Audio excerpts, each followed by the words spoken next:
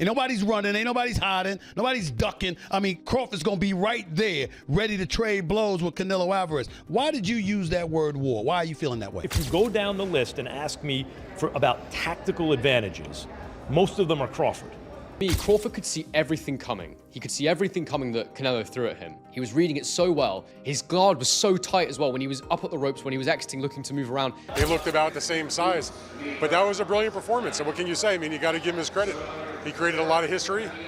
He dreamt this fight. He willed it to happen.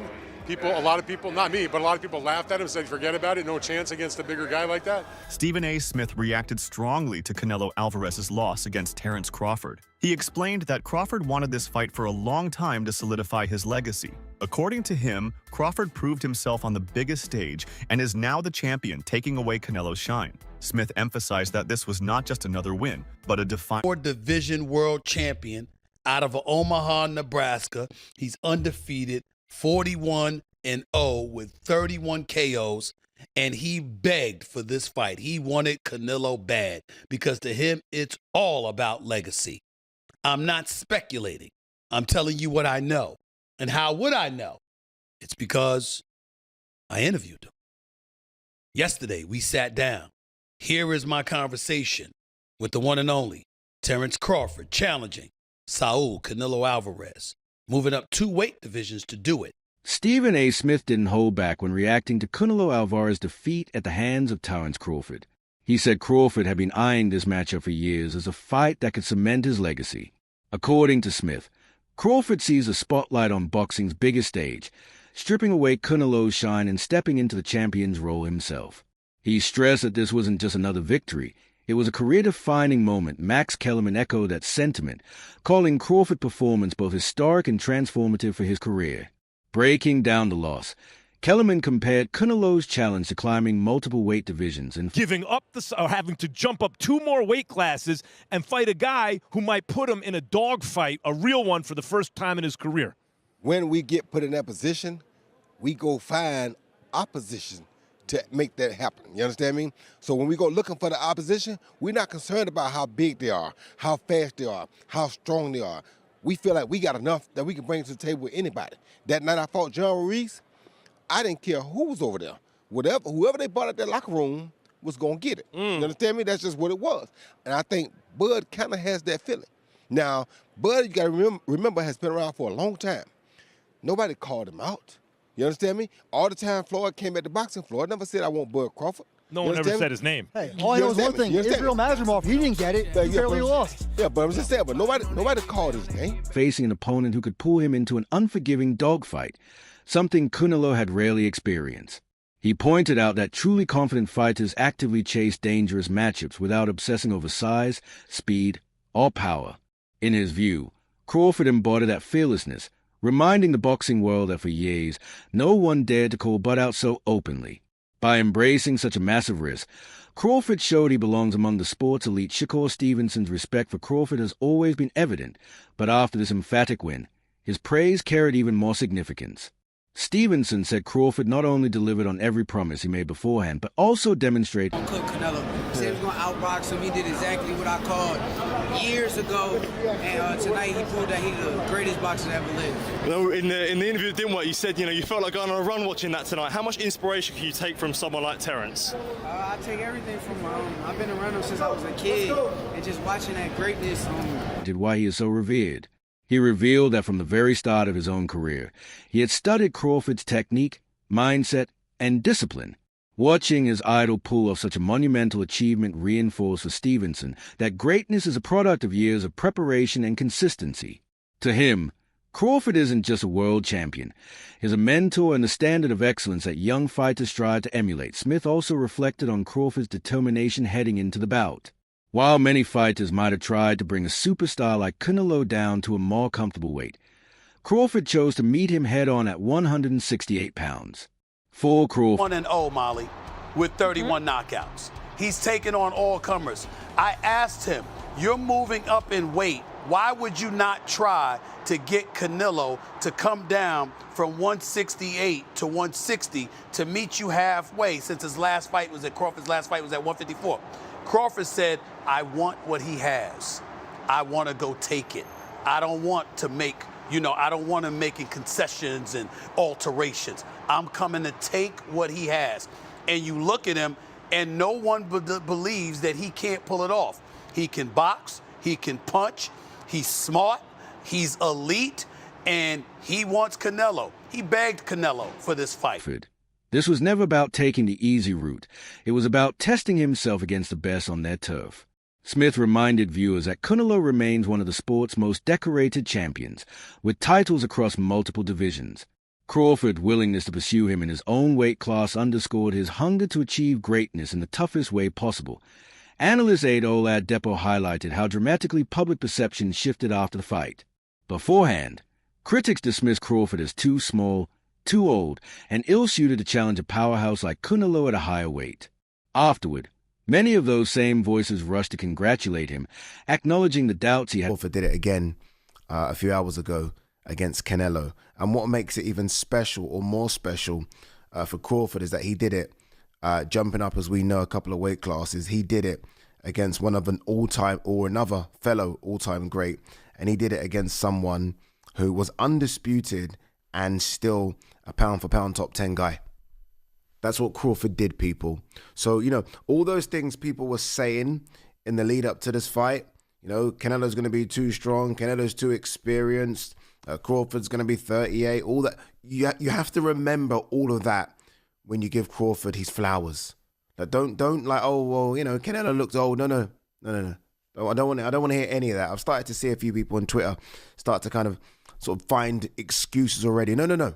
Remember everything you said, because Crawford deserves all of that. All of that. Crawford was incredible. Honestly, in the pocket, he was at times showing Canelo, no, I'm stronger than you. I'm going to bully you. Oh, you think you're going to get me in the clinch because you're Mr. 168? No, look at the size of me. I'm jacked as well. I'm swole. And he was moving Canelo around. So by doing that, he got his respect. He didn't switch to orthodox once, stayed in the southpaw stance because he realized early, oh, Canelo don't like this. Canelo does not like this southpaw stance. Canelo's tripping over himself. I'm going to stay here. I'm not going to switch it. No, I like this work. I'm going to stay here. On the ropes, it's like, okay, come in. Because when you come in, I've got that as well. And I can hurt you as well. Spinning off the ropes. His jab was fantastic. They put up the jab numbers. He was out jabbing Canelo like, it was almost like 10-1. Maybe even 20-1. It was fantastic. And when he needed to land those power shots, he was landing those power shots. It was an incredible performance. Raised. Aide argued that Crawford deserved every ounce of acclaim. This was no shortcut. Moving up in weight to face such a dominant champion was a massive gamble. And by winning decisively, Crawford showed he is defined not by size or age, but by skill, grit, and determination. The Wade concept analyst also pushed back against claims that Canelo's loss should be chalked up to decline.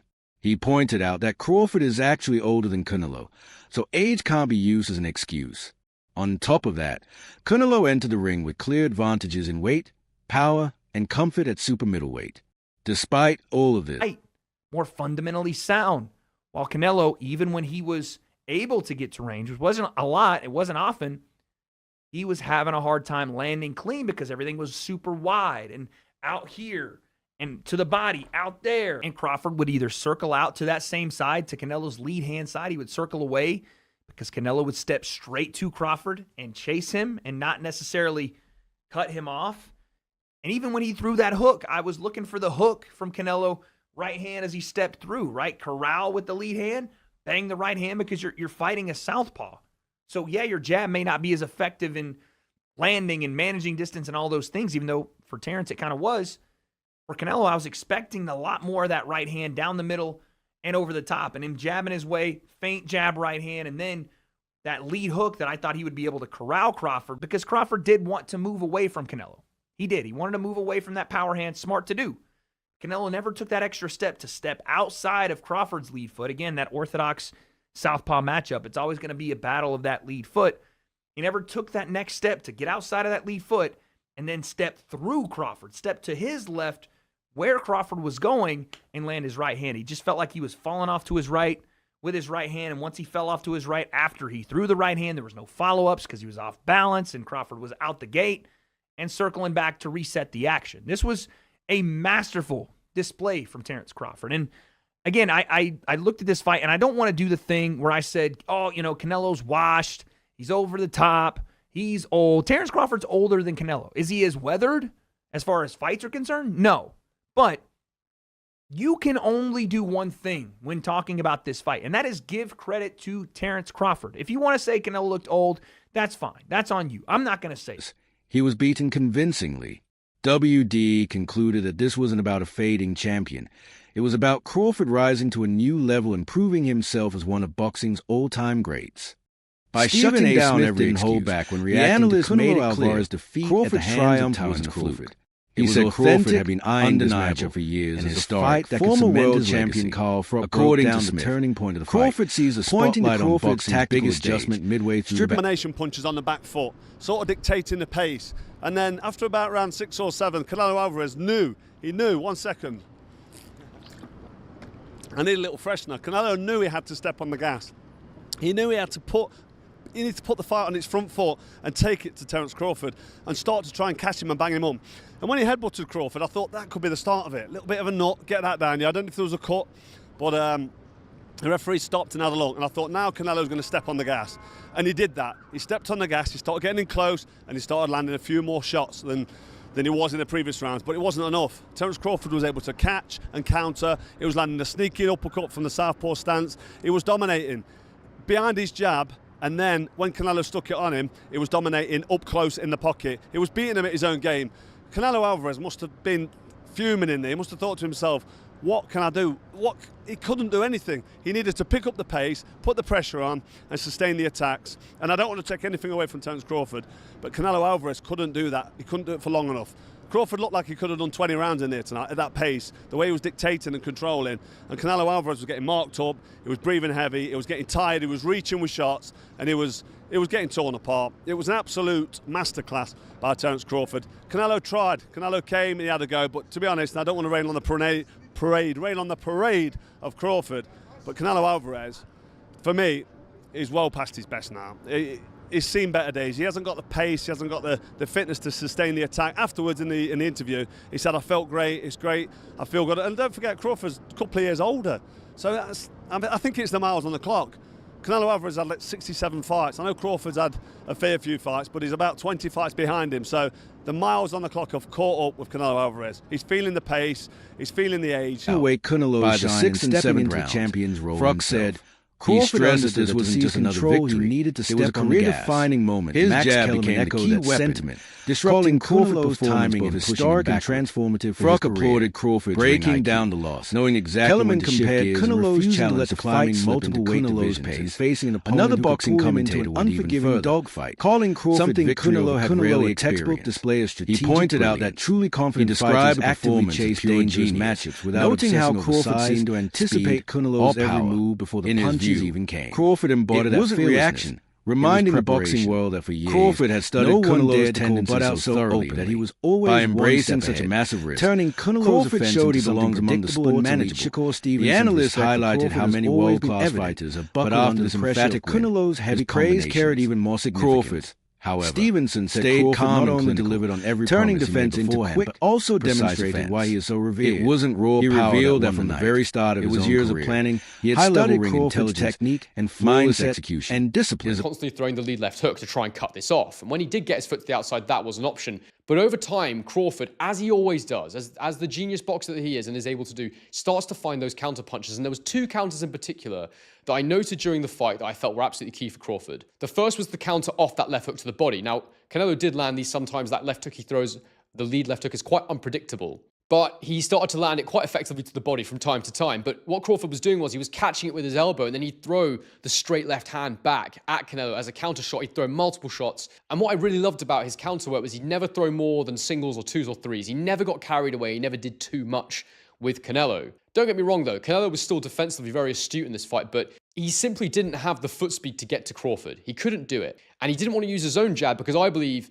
Crawford's lead hand is so effective that southpaw stance really meant he could dominate the fight with his own lead hand. Canelo's not a massive jabber himself, but now that he was fighting someone closer to his size, I thought he might try and implement a jab, but he didn't because Crawford's counters were just too fast and too good. There was a couple of moments in this fight, and I said in my prediction, I thought that you'd see Crawford in moments looking absolutely electric and just outclassing Canelo, looking too fast and lighting him up. And we saw that. I'll never forget the beginning of round 9 where he actually stood in the pocket with Canelo and he just rolled with the shots and he was throwing counters. It was absolutely brilliant. But the second counter that he used that was really effective was he'd allowed Canelo to throw that single right hand, that straight right hand, that backhand for Canelo, make him miss and come back with his own straight left hand over the top. I also thought that Crawford's stabbing to the body was very good. He'd throw straight shots to the body, and that was something I predicted from the Lara fight that he would be able to do. That was also where I got the idea with the exits that I felt would be useful.